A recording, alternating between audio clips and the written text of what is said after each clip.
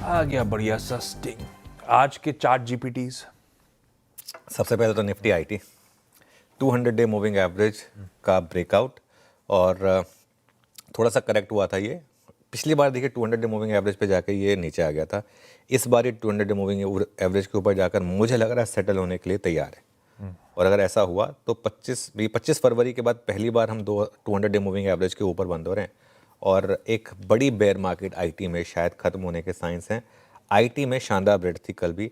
80% share जो थे वो स्ट्रांग थे कल आईटी में।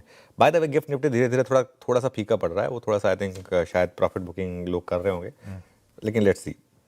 तो पहले दो स्टॉक तो मैं आईटी के ही रख रहा हूँ आज। HCL टेक आईटी में सबसे स्ट्रॉन्ग रिलेटिव स्ट्रेंथ पर शायद सबसे मजबूत स्टॉक है ये HCL टेक। वीकली चार्ट पर भी अगर आप देखें तो 50 वीक मूविंग एवरेज और 100 वीक मूविंग एवरेज पर है। 3 गुना से ज़्यादा के यहाँ पर डिलीवरी वॉल्यूम, एक क्वार्टर के हाई पर यहाँ पर स्टॉक है और एफएनओ में भी लगातार एक शॉर्ट कवरिंग नज़र आई। तो इस वजह से ये सबसे स्ट्रॉन्ग स्टॉक। और दूसरा कोफोर्ज, माफ़ कीजिएगा, कोफोर्ज में एक ट्रायंगल वाला ब्रेकआउट है और ट्रायंगल वाला ब्रेकआउट आपको याद ही होगा। अगले दिन के हिसाब से नहीं, अगले अगर आप 3-4 हफ्ते का व्यू रखते हैं तो बहुत ही स्ट्रांग मोमेंटम देता है ये ट्रायंगल ब्रेकआउट।